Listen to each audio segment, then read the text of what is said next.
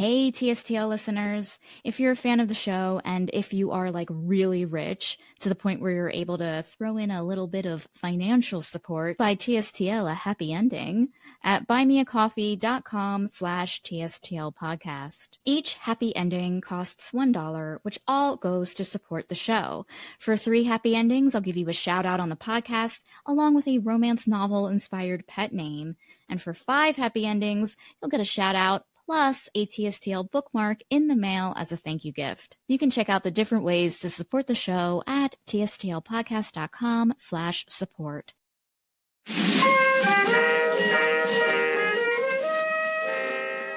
Hello, everyone, and welcome to a special bonus episode of Too Stupid to Live, a podcast about romance novels usually $5 and under. I'm your host, Becky Feldman, and this episode is part 2 of TSTL's hookup with the Under the Covers book blog for its Ripped and Ravished book club, which takes a deep dive into vintage bodice ripper romances and explores how they shaped the modern romance genre as we know it.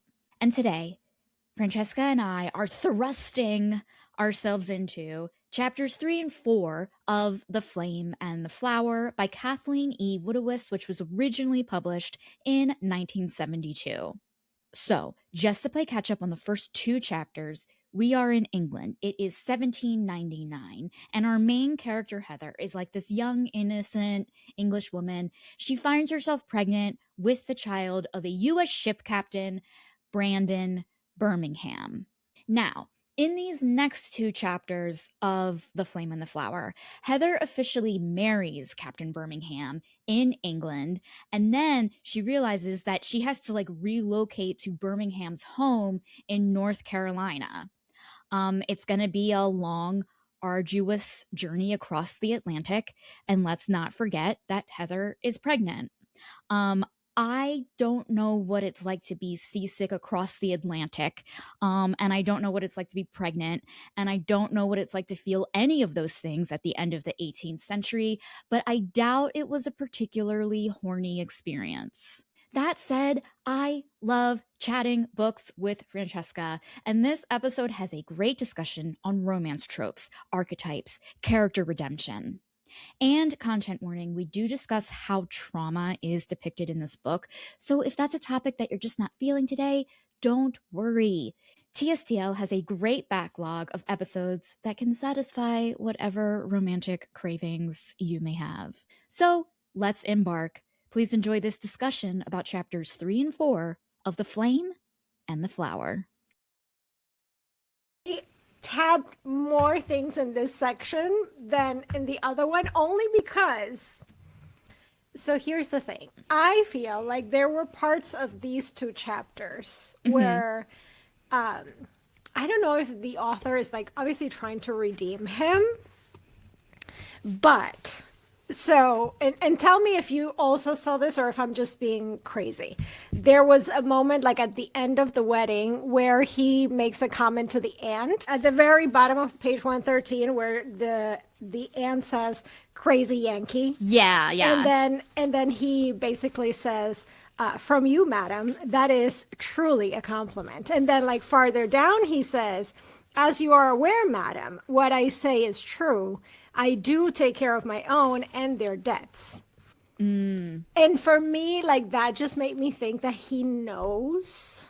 Yes. What the aunt has done and what she was going through and all of these things. And I feel like there's these morsels of maybe he cares and he cared to get her out of that situation, which does not justify right. what he did. But I feel like I do see those little pieces where we are trying to make him seem like a caring individual.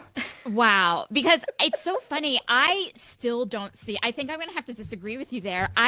There were times where I was writing down, this is worse. This is still bad. He's not better. I still think he's worse. Oh, yeah, no. Okay, good. I do think so. I'm just saying, I think that the author was trying to say, these are the reasons why he's going to get better. Right. Which, I mean, to me, it didn't work because he was still horrible. He was so terrible when he takes her, shopping to the to the lady at the clothing shop Yeah. or whatever, and like he brings her there while he's been shopping there for all of his women.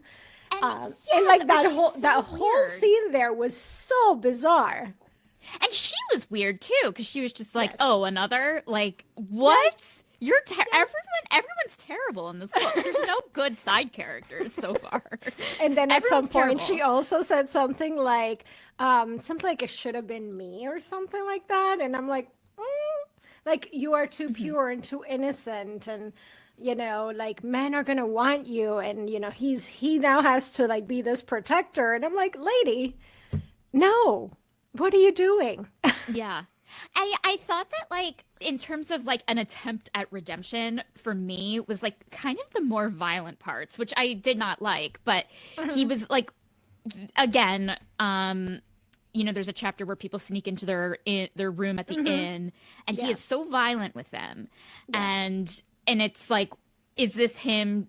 Is this a way for our romantic hero? Like, is this a depiction of him defending her honor? And then at the dress shop, when the guy comes in Yes. and is like, I was about to say he's trying to get her number, but whatever they did, Yes.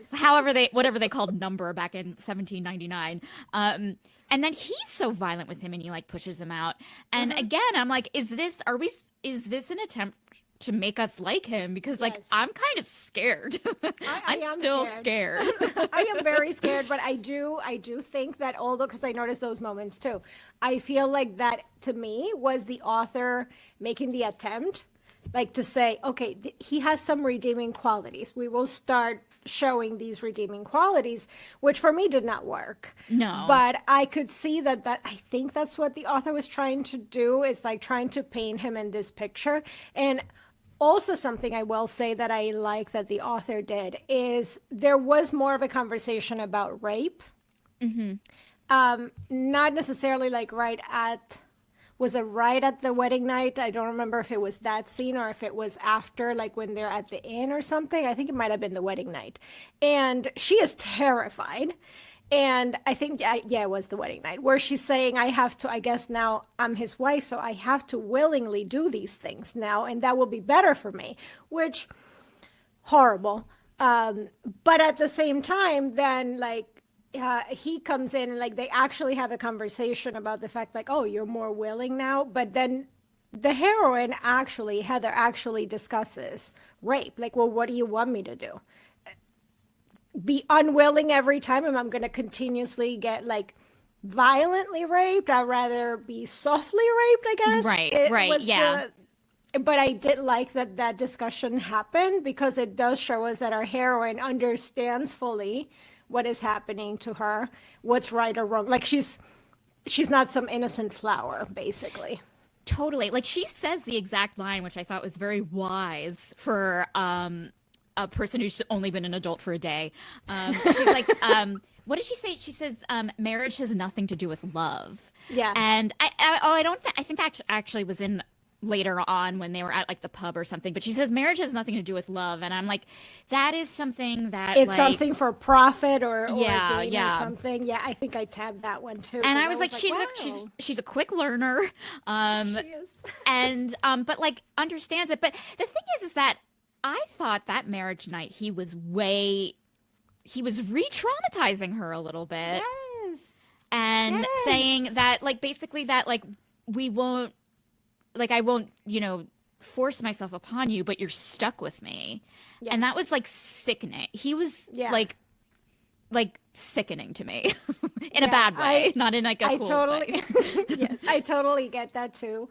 And again, I'm gonna keep harping on the fact that the author's trying to soften it, is because, like she says, that he was so, what was the word he used? Like he really did not like being forced Yeah. into the marriage, and because of like how the Lord Hampton had gone about it, it was almost like, I'm gonna take it out on you because I am in this situation because I was forced to be here, when you could have.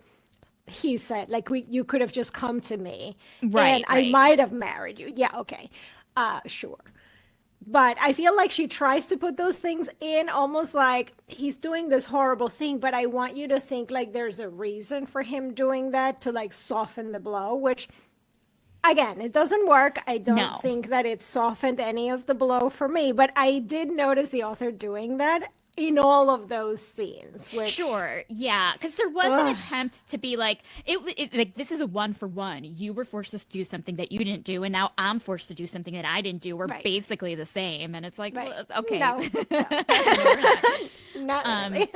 and also, can we talk about the Hamptons or Yes. they're like so basically they come in basically their backstory is that like they were friends with her father and they cared so much for her, and when her father died there was a question of whether she would stay with them. She didn't. She went and stayed with her terrible aunt, and they kind of come in after they discover the pregnancy and they're like, don't worry, we're here for you, we're gonna help you. And I'm like, where were you when her father died? You know what I mean? Like, you're not Yeah. great people. Like, I hope the No. author isn't thinking like, oh, she has a savior, these two people, because they're terrible too. Everyone's They're terrible. Everyone's They're terrible. they're so terrible.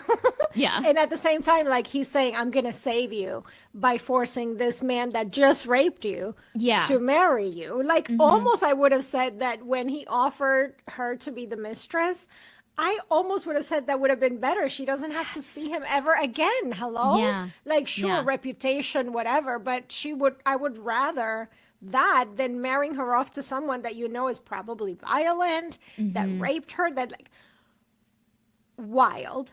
So then the wedding happens. And again, they're going through this whole thing. We're here for you. Anything that happens, blah, blah, blah, blah. Meanwhile, after, like, okay, next day, they're washing their hands off her. Like, here, we are done. Let's just have some food. We're going to take you over there to the docks. And no, we don't need to see you again. And send you off. Yeah. He's a little mad, and you'll go over there and you'll be raising your kid and you'll be all right. You'll forget all about us. You'll be fine.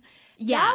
That whole scene was wild to me, Disgusting. especially like the past however many pages, from chapter 1 where Lord Hampton is trying to like say, I'm gonna do right by her and force him to marry.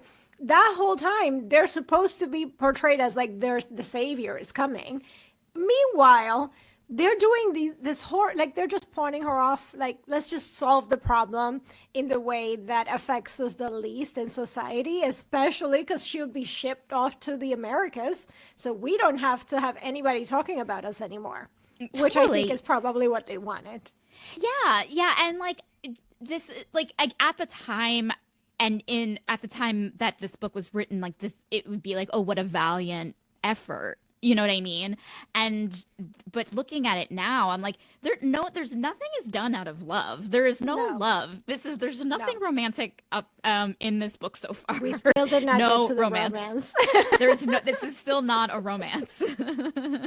We are still not at the romance stage here. I am a little concerned because we And- are now quite a bit into this. Yeah. Oh, yeah. We're about like what 150 pages in. Yeah. And also like what I thought again, like equally kind of viscerally disgusting to me was when he kisses her at the wedding, and even Yes. though it was a kiss and not like whatever assault, like it like. Well, it is assault. You know what I mean? It wasn't. Yeah. My point is that it re-traumatized her over what happened, and that was really difficult to read after Yeah. knowing what happened. And I'm like, and so I kept writing down, "Oh my God, this is worse. This is worse." Like in just all caps. This is so much worse. This is so much worse. It is that, especially like they're okay, you may kiss the bride, and he kisses her, and like everybody has to like basically feel uncomfortable about what he was doing for him to stop. Yeah, because he's like, it wasn't even like a chaste kiss, like No. it was like No. like even if like two people were doing that who were very much in love at their wedding, like there's like it was lingering, it was long, It there's would tongue, still there's a be a priest little there. like, okay, the priest would be like, Yeah, get later. a room. You'll Yeah. you'll get to that later. Jesus. Yeah. Yeah, for sure. That was also traumatizing. So many scenes. I feel like also you get to experience more of like the aftermath of the trauma. Like she is so jumpy and so just, I mean, the PTSD Yes. is there a lot, which you do get to see that. And in a way, I appreciated that because it's not brushing it off as if it didn't have any impact on her. So I did appreciate that we get to see that as opposed to her just being, okay, I'm just gonna, you know, power through it. Now I am married and hopefully it'll be a good life. You know, she's still traumatized. Like, Totally. She's definitely like written as a fully fledged like human being having very human responses to this terrible situation she's in. Yeah. Versus like, in something else, like again, she could just look like a not be written very genuinely and like not look real and not feel real, and we won't be able to empathize with her when she's like, oh, okay, I'm fine now, things are okay, like on paper I'm married, so we're good, bye, you know. And it's like, well, now you're just dumb. Like not dumb, but like just naive, you know. Yeah, which I think is good because in a way it's really not romanticizing what happened to her. So even though we are not reading a romance, I feel like that's what makes sense for the story because I mean, what we read was not happy-go-lucky. So now, again, I am still team. I don't know how he's coming back from this to be a redeemable hero that I could tolerate. However, I do think that we are getting to a point where hopefully, and maybe there's going to be a time jump, I don't know, because the other thing I was thinking is how long would it take at that time to do that trip to the Americas? Because I mean, it would take a long time, and she's pregnant, and it had already been a little bit of time already, so it's like, is she she gonna make it? Like, I am stressed. Yes. Yeah, like I like the idea of going on a boat now sounds horrible after having like eggs for breakfast, let alone being pregnant and going on a 19 or 1700s boat. Jesus Christ.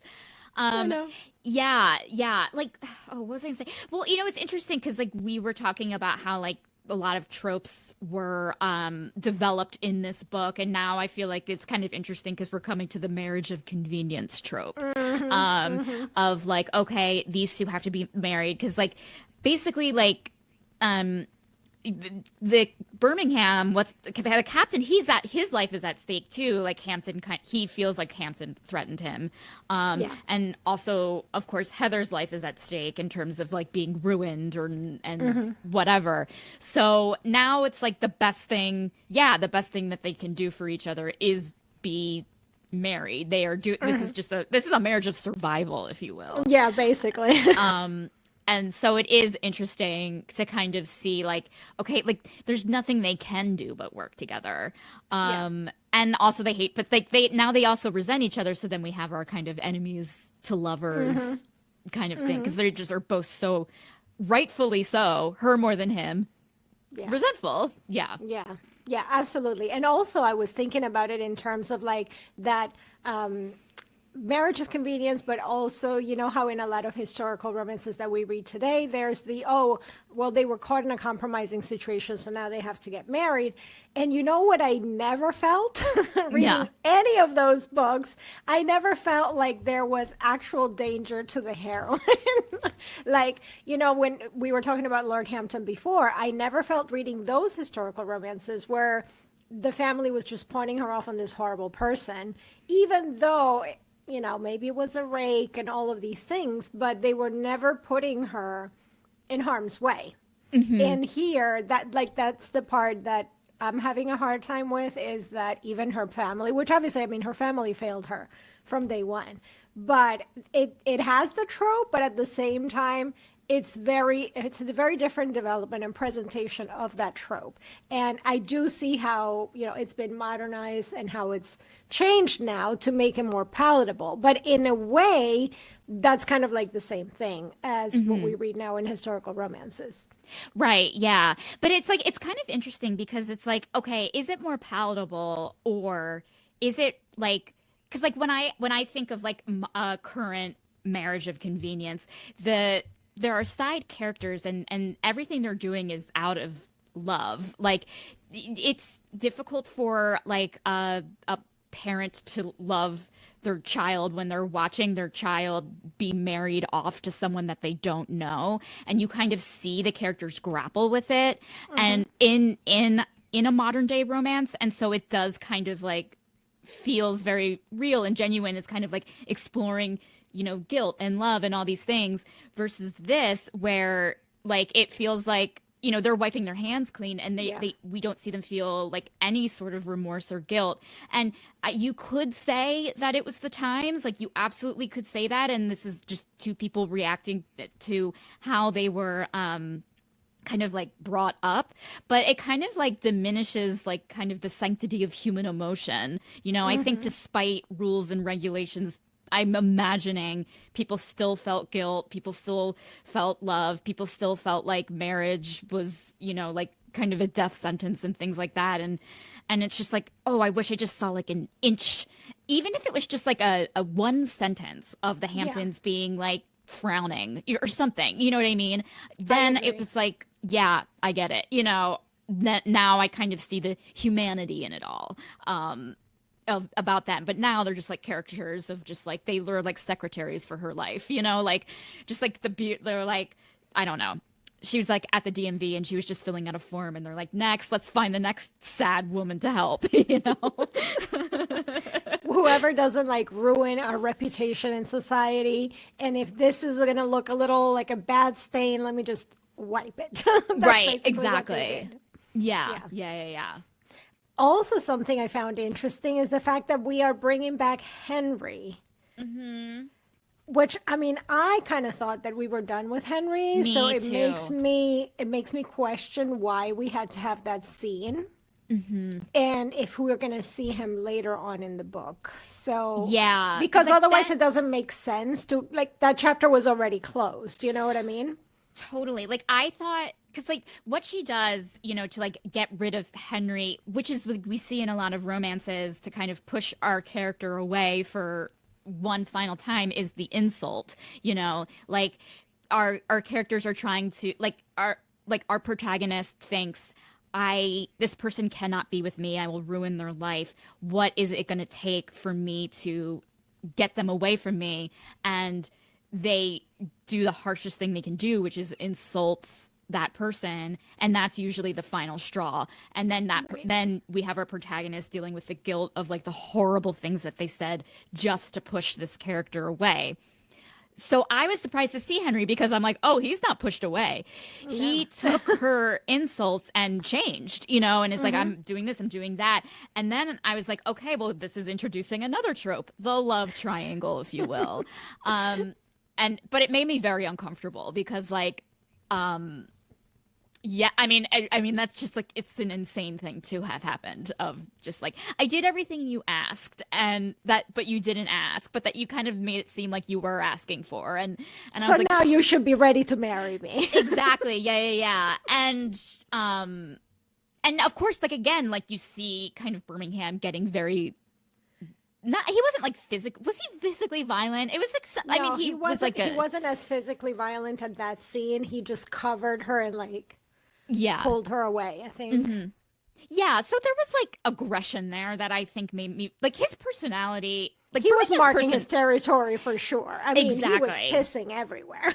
Exactly. And I think sometimes like, yeah, like showing that sort of aggression can be scarier than like punching someone, you know, sometimes, because it's like you're kind of left with, wait, what are you going to do if I take your territory? Versus like, oh, when he punches the guy, you know, it's like, okay, we see the height of what he can do. It's just the punch. Don't worry. You know, I mean, it's all terrible, but it's just the not knowing adds to the fear of like, this guy, who is this guy? Like, he made me very, I was like, is his mental health okay? He clearly has like anger issues, and clearly not. Yeah. Clearly no, not. Okay. There definitely needs to be some anger management, because he is not okay.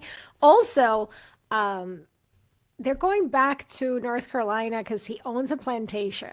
I know. It's so wild. Yeah. God. And that is and like the term plantation comes with its own, you know, thing. And you know, I was, because like on the synopsis in the back of the book, you know, it says like he takes her to his plantation where he explores her womanhood. Like, and it's just like everything about that sentence is so gross. And and at the time it wasn't supposed oh, God, I don't know. It's just so gross. It's so icky. Very icky. Very Yeah. icky. Like the whole thing was icky. And then he's talking about it. And then she was even questioning, where am I going to be? Like, once I get there, what's going to happen to me? Am I even going to live in the house? Like, what's going to be my role? And I actually appreciated her having those fears and talking through those fears. And we're seeing all of that. So, again, favorite character in this whole story, Heather, because she is a fully formed, fully fledged, normal person with the normal feelings for everything that's happening. And at the same time, I do think that the author is trying to paint him in a way as that savior, kind of like Stockholm syndrome in a way, because, oh, well, she's going to fall for him because he is her savior and protector. Like when you said the two guys that broke into the room, but even before that, when she was scared that he wasn't going to come back to the room, and then when he comes and like she breaks down and she's crying because he is back.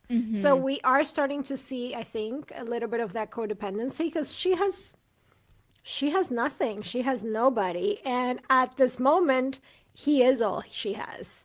Right. So I think we are starting to see a little bit of that, which, I mean, it's not healthy, but like there's a level of her like a lot of the things in this book. right.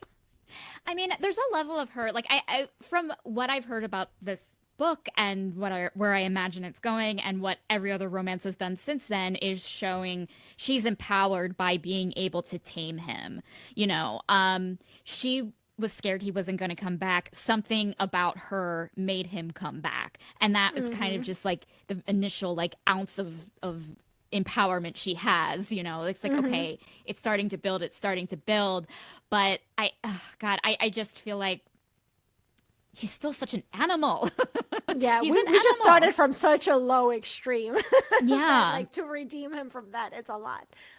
Also, I do think that, you know how like we see these tropes now of the hero that is like horrible to everybody but her. Like, I don't remember what you call that trope, but that, like, that is a trope. Yeah. Of the guy being like so terrible. So in a way, that is another trope we have here, because Totally. yes, he is terrible even to her, but then I'm assuming he's gonna stop being so terrible to her at some point, so that we're gonna have that, like, oh well, he can be this terrible individual, but she makes him better, or he's good with her, or whatever, which we do see a lot in modern romance to date. Totally. There is the trope of I will burn the world for you. And I think that's like a very sexy kind of thing. I recently have been on a kick of reading a lot of like demon romances where like someone is falling in love with like a literal death demon who is literally murdering people, and she's like, I love, for, you know, like I just read one where it was like she was with like it was like a Grim Reaper romance, and she wanted revenge against these people who did like horrible things. The murders are so brutal, like, and it's like that was dark, like, But that it's so satisfying, because but it it was did like horrible so things to her. exactly, it was so satisfying to see her like get her revenge, and then like right after they're like having sex, and I'm like, this is so gross and weird, and I love it. So like I do see that, but I guess because like there's something about him that he's so enigmatic in a way that's so scary that I'm not like, okay, you are doing scary things. Like he literally is forcing people to go out of the window and injure themselves. That is so sadistic. Yeah. And like is scary to me, versus like a demon who is a Grim Reaper, where it's like, well, we know what's on the resume. He does what he does. Yeah. But he's doing it he never actually does it to the heroine, and he's actually just doing it to the people that like deserve it. I guess Right. That is also there's something that I highlighted on page 92. Okay. Which is, and this made me think our conversation we were having about dark romance the other day, and how like this kind of like feels like that. And so Heather thinks about, you know, what Birmingham is. And she says, well, she doesn't say, she thinks it. He was Satan to her. Handsome, ruthless, evil. He could draw her soul from her body and never feel remorse. And when I read that, it brought me back to the dark romance conversations, just because that is literally the same things that we would say about those heroes. And it was funny to see, funny to see that in this context of like this horrible person, because I almost feel like that didn't go far enough to what he's done. To me, that is how I would describe the normal, morally gray, dark romance heroes, or the demons, or all of the things. And it almost felt like it was such a soft way to describe him, even though she's saying he was Satan to her, but it almost didn't feel dark enough. No, it definitely didn't. It felt like the way she was, like, you know, when like you are on a date with someone and they're kind of mean to the server and you're like, who am I on a date with? Like that it was that feeling, you know what I mean? Of like, it was like, oh, you're kind of like rude. And do you know what I mean? Like that's what she was feeling. You will probably go and murder that server behind the restaurant in the alley. Yeah. Exactly. Yeah. Like, I don't trust you. But it is, it's interesting. Yeah. And then on the other hand, when she was getting sick, when they first, are sailing off, and he notices that she's getting ready to get sick, and he helps her to vomit what a gent. Over there. Yeah. Total gent. It's like so nice. Yeah. And then right after, it's like, go to the bedroom. You know where it is. Yeah. Wear something nice for me. And I think that's another thing of the clothing of it all. I understand there is I understand, like, it is, I guess, pretty sexy when you are consenting to your power for a certain circumstance, whether it's clothing or being tied up or whatever, to another person, and it's agreed upon. But he was really obsessed with what she was wearing, to the point where he spends all day with her in the modiste or whatever, choosing her outfits, choosing the fabric, all this stuff. And it, to me, like, read as like, this is an obsessive stalker. Like, this is like weird, Yeah. And I know back then, I'm curious if people are thinking like, oh, it just shows how much he cares. He wants her to have the best fabric and da-da-da-da. And I'm like, he is controlling what she wears. This is abusive. Like, I'm scared. Yeah, for sure. I mean, to the point that even when she was looking through the drawings and stuff, and she wanted to look at other things, more simple, less costly or whatever, and he's like, no, I'm going to make the decisions here and blah, blah, blah, blah. But even before that, when she was wearing the clothes that he had actually gotten for her in a different context, because he had gone to shop while she made her escape. Right. So these were more risque outfits. And then she had to wear that to go to the inn. And of course, that attracted a certain attention that he didn't want, of course, which was also something he chose. But, he was thinking like, I'll have her locked up and nobody's going to see her. But now nobody can see that but me. So he immediately, after seeing that happened, he immediately said, okay, we got to go get you different clothes, because definitely a lot of control issues. Yeah. Like, and also, so many. And all the men have, like, clearly, like, everyone, like, she is in I mean, to be fair, that happens to this day. I had an experience of somebody, there was this person that said to me that she always has to ask her husband what to wear.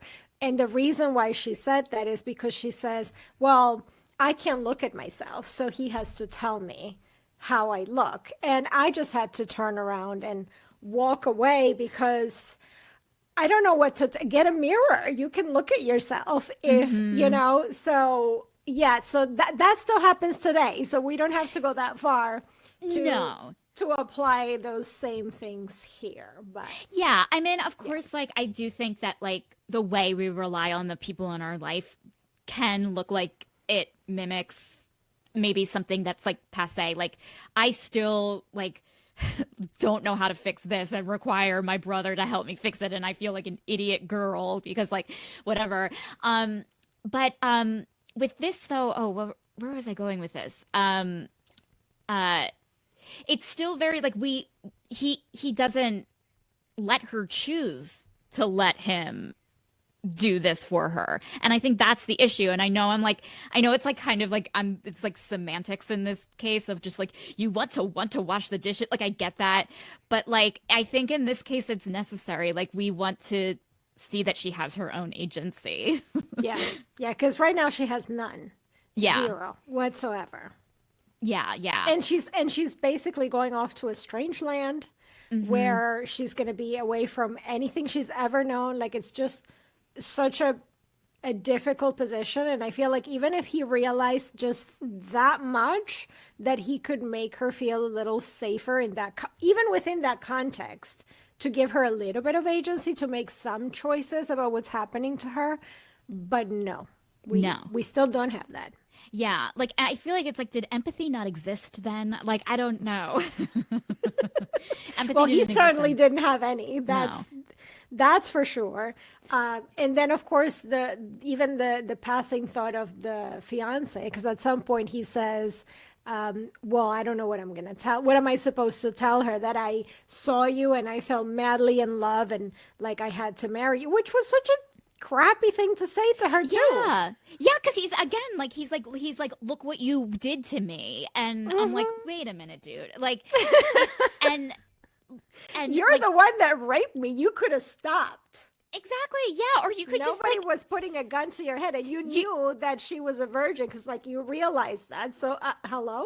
Yeah, and he also was hiring prostitutes many times before. This is a lecherous man. He is a leech. He has always been terrible, and all he wants to do is just blame other people for his mistakes. And the thing is, men were allowed to do that then. This is true. That was the way of the world. That was the way of the world. I will say, I feel like this is turning into a bashing Birmingham. I still don't like him but yet. I don't think I will. Because how do you come back from that? I don't think that it's in my capacity to come back from that. I hope for Heather's sake that it gets a little more tolerable, but I don't know. And then like at some point he says something like he likes babies. So like he's happy to like, you know, that she's going to have a child because he likes babies. And I'm like, you're the farthest thing from what I would say needs to be around. Yeah. I would never let you around. Honestly, I feel like this guy, he just wants a doll and a pet. You know what I mean? You don't want a wife. You want to play with Barbies and you want a dog. Like this does not mean you're a good husband. Something else that like really, really grossed me out. And like I think a lot about is she's returning to the boat and she's very embarrassed by seeing like the boat's crew who had seen her before, and now she's back. She's wedded to him. She is like, they're gonna think I'm like this prostitute, da da da da. And he goes, "Oh, don't worry. My like servant or whatever saw the blood on the sheets." George saw the blood on the sheet, so don't worry, he knows that you are a virgin. And I was like, this is so fucking disgusting. Like everything about this is so disgusting. I hate this. Like that to me. Like, that was terrible. Was I did awful. notice that. And then also, like, I think there was a moment there too where George was pleased that she was a virgin. And then she turns around and asks Birmingham, well, were you pleased? Like, you know, like kind of like accusing also. Were you pleased? And he's like, well, I told you. Yeah, of course. Yeah. And I'm just like that whole thing, like, why it was so icky. It was so icky. Yeah. Like, I'm like, get out of her body. I literally was like, why is everyone talking about this woman's body? And I mean, I've always felt this way. Like whenever I read anything historical or like watch like anything that has to like bring up a woman's virginity, I find it so repulsive and disgusting. And the fact that like wars were fought over whether or not a woman was a virgin. Like, I'm just like, get everyone out of her body. Get out of there. This is none of your business. Leave her alone. Everyone stop talking about it. You have more people talking about a woman's body than the woman herself. That's a problem.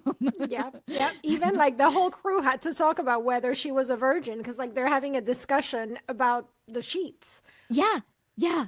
It's sickening. What? Yes. Ugh. It was like That was wild. it's so infuriating to me, and like, and I think maybe that's what I'm feeling with this book is just like it's really hard to see how I do like her and I like that we like her, but it is hard to just like see how powerless she is, and there's nothing, she can't change the times, like she can't Yeah. make it 2026 obviously. Yeah. But yeah, and so it's like sometimes like when I like listen to other people talk about like that, like being like annoyed on behalf of the protagonist like this, it's like, okay, I think I get what they're saying of like just being in this situation where it's like, oh God, it's just deeper, it just gets deeper and deeper, deeper and Yeah. deeper.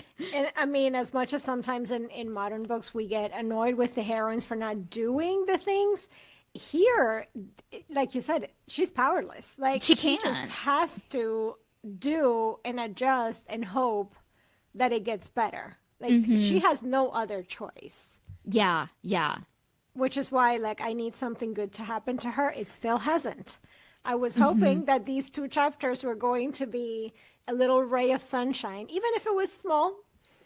But no, it did. I mean, it kind of makes sense though, because yeah, they just got married. He was just forced to get married, which I thought that was also like really fast how we went to them saying, okay, we're going to force him to come downstairs for the wedding, you know, Right, like there was yeah. almost no transition in terms of like how the author set that up. It was really abrupt from one to the other.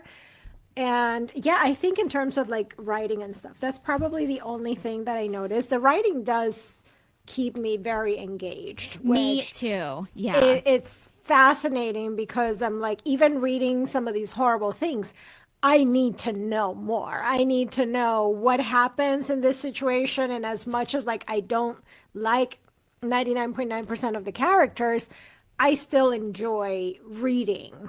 Like my Yes. reading experience. Let's put it that way. As much as I don't like the characters, that doesn't mean I am not enjoying the reading experience of it. And for something as much as we already have read things that came after and that use kind of like, let's say, the same formula, it is probably a true testament to how powerful of a book it was at the time, because it is still able to do that even with how we're feeling about some of the things that are happening Yeah. in the storyline, and we are still like hanging on to every moment and wanting to see what happens next. Speaking on what happens next also, I have no idea what's going to happen next. You know how like sometimes you're like, well, I think I kind of have this, like where it's going, figure out.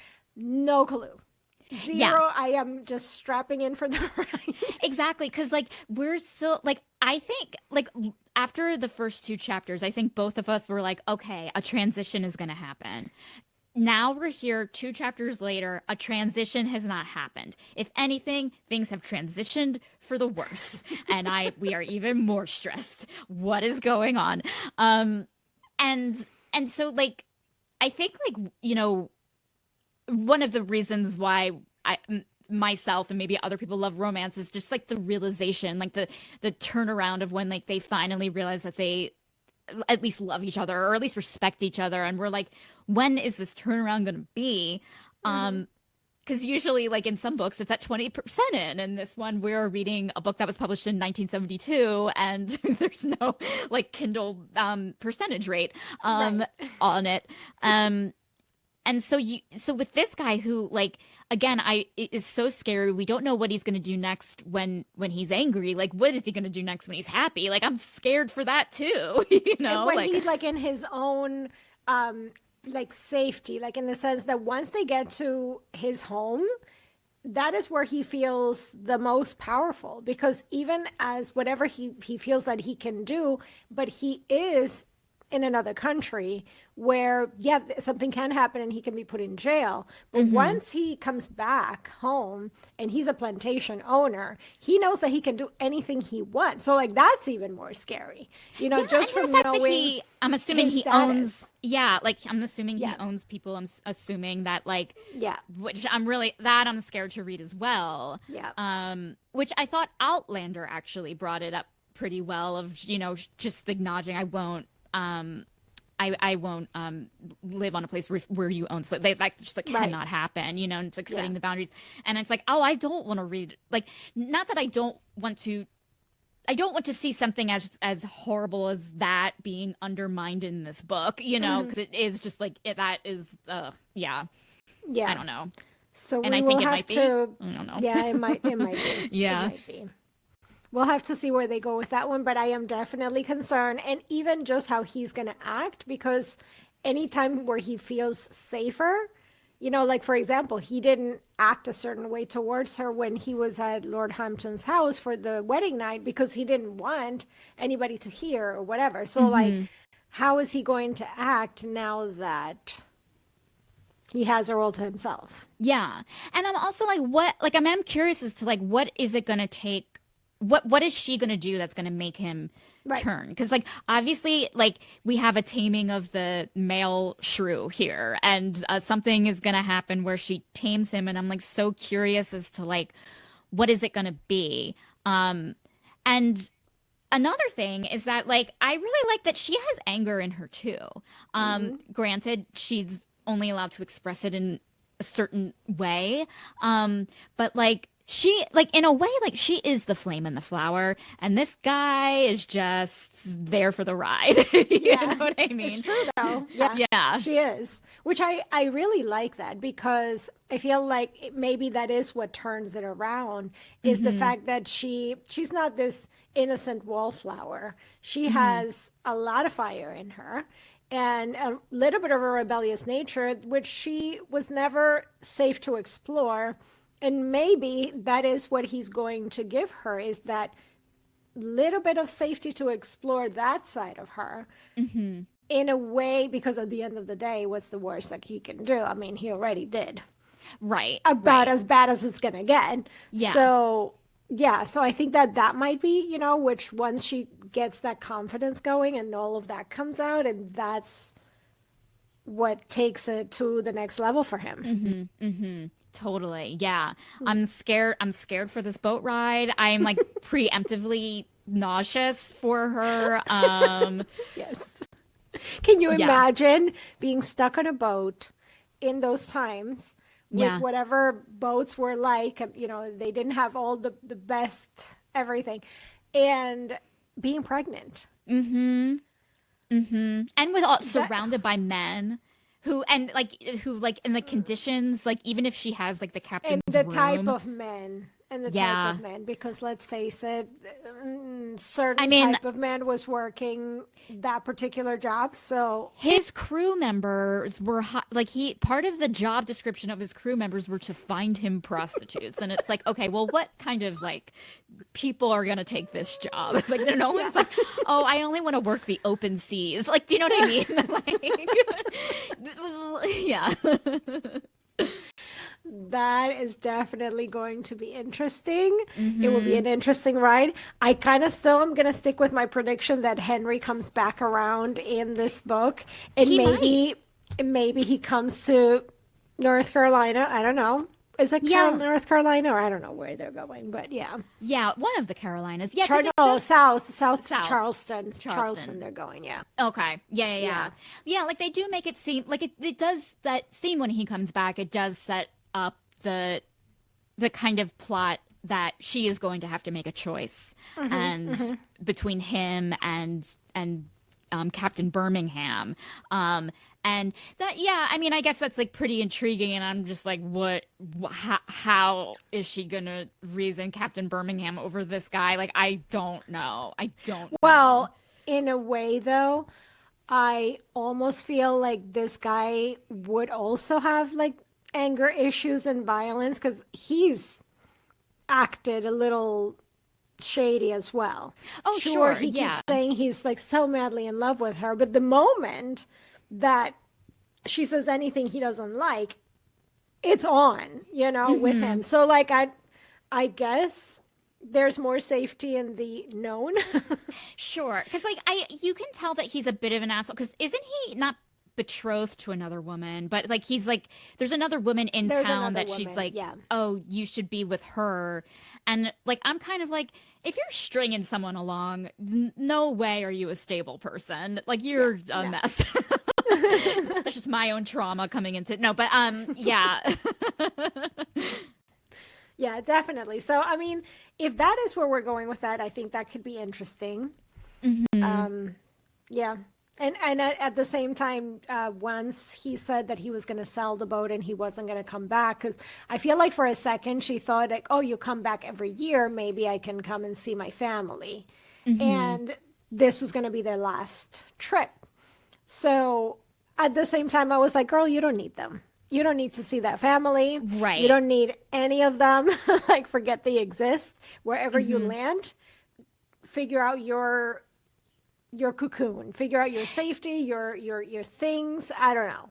Yeah, I mean, I see what you're saying because she does have a horrible family, but I'm kind of like, she should go where she wants to go. Clearly, she wants to stay. Like, clearly, like, she, like, and that's like kind of like what makes this whole moment more stressful and scary is that, like, she is constantly getting the rug pulled out from underneath her again and again for the rest of what the rest of her life is going to be. Like, she very casually finds out that she's going to have to go to another country. Like, Jesus Christ.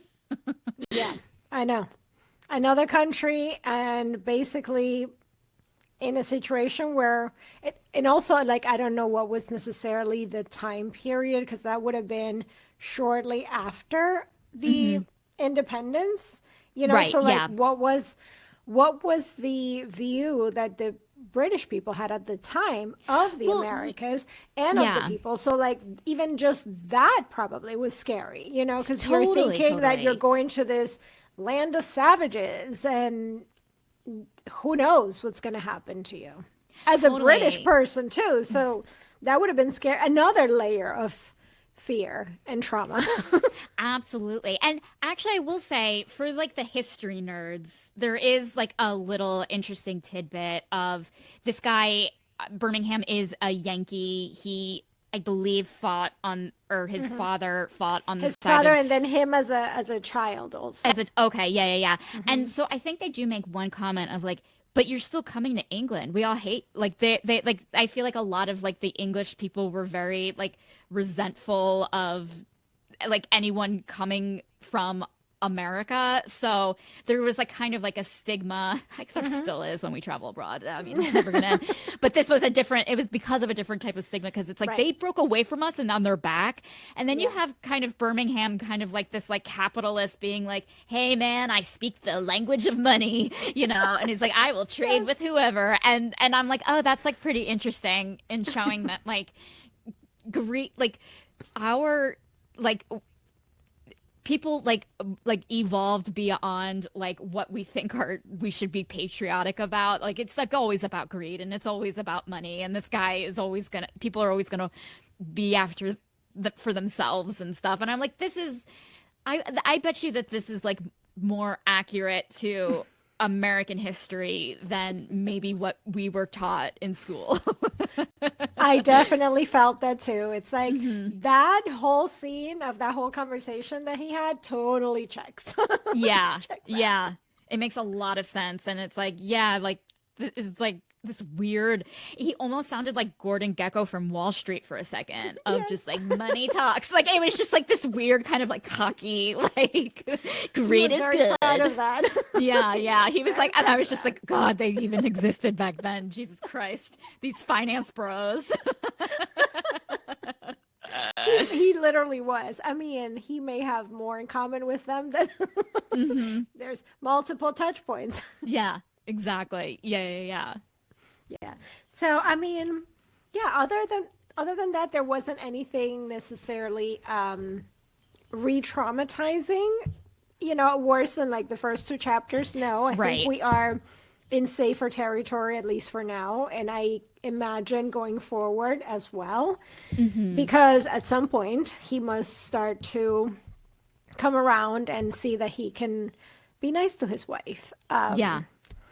But yeah, it was still a little rough to read these two, but not as traumatizing, for sure. Yeah, yeah. It wasn't as traumatizing. It was like kind of like it felt like it was, you know, when you like hurt yourself, like you know you're sore from after working out, and then like you do a movement that like makes you feel how sore you are. Like that's what it felt like. It was like, yeah, it was like it was like a memory of the trauma, and so and it was like very pointed, and so it still felt very sensitive. I felt sensitive for her, but I'm really loving that we're loving Heather. Like I do think that like she is a very engaging character. I love that she's kind of like written to the top of her intelligence, as naive as she may be.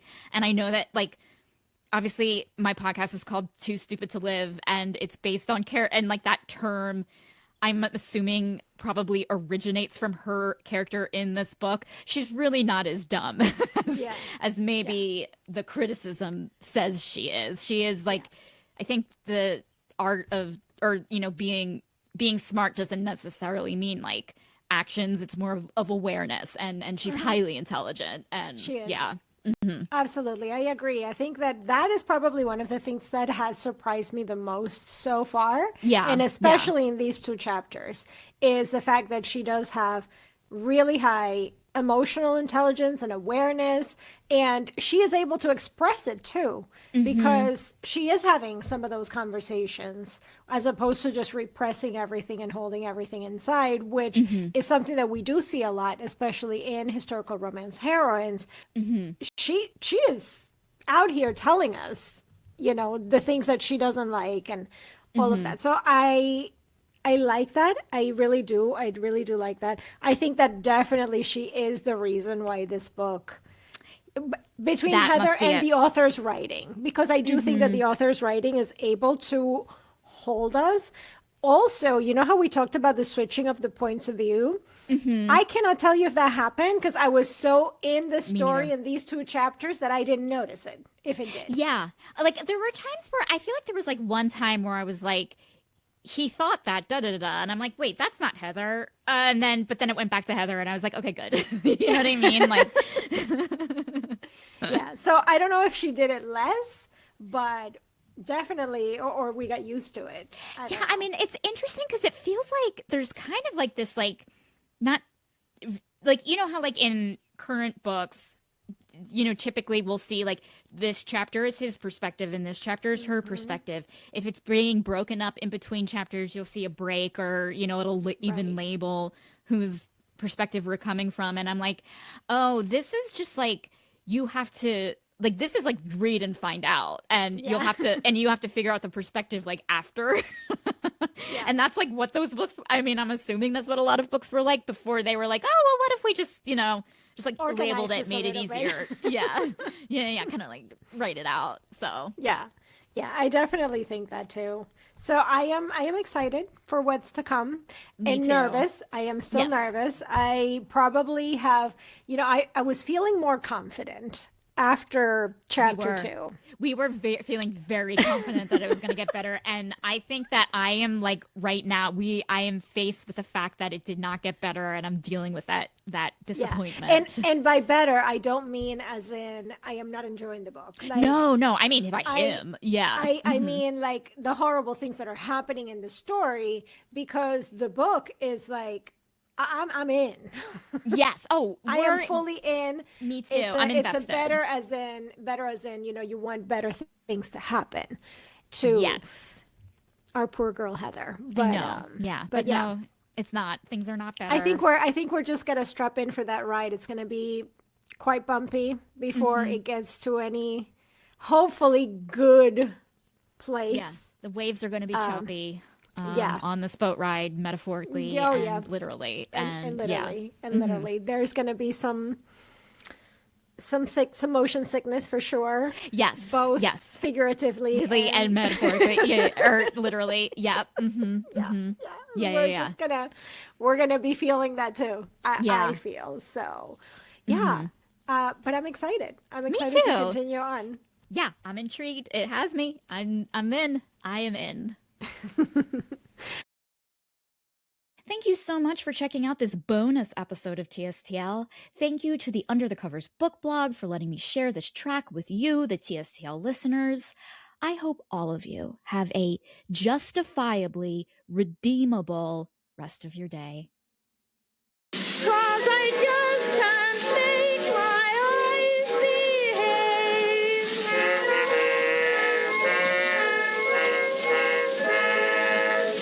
For links to the book that we reviewed today, be sure to check out the show notes or visit the episode page at tstlpodcast.com. Too Stupid to Live participates in affiliate marketing programs, including Amazon Associates. The podcast may collect a small commission if consumers purchase items by clicking on certain links shared on the show notes, episode page, and other social networking platforms. This is at no cost to the consumer, and all commissions go to supporting TSTL. Hello, romance readers. If you're looking for your next read and feel inspired by some of the books we've covered on Too Stupid to Live, be sure to check out TSTL's very own storefront on bookshop.org. Here, you will find a collection of books that the show has covered, as well as personal recommendations from me, Becky Feldman, the host of TSTL, who is talking to you right now. So rest assured, you don't need to worry about remembering titles or author names or having to go back into the episode catalog. Just head to bookshop.org/shop/TSTL podcast to view a collection of the books that the show has covered. That's bookshop.org/shop/TSTL podcast. Happy reading.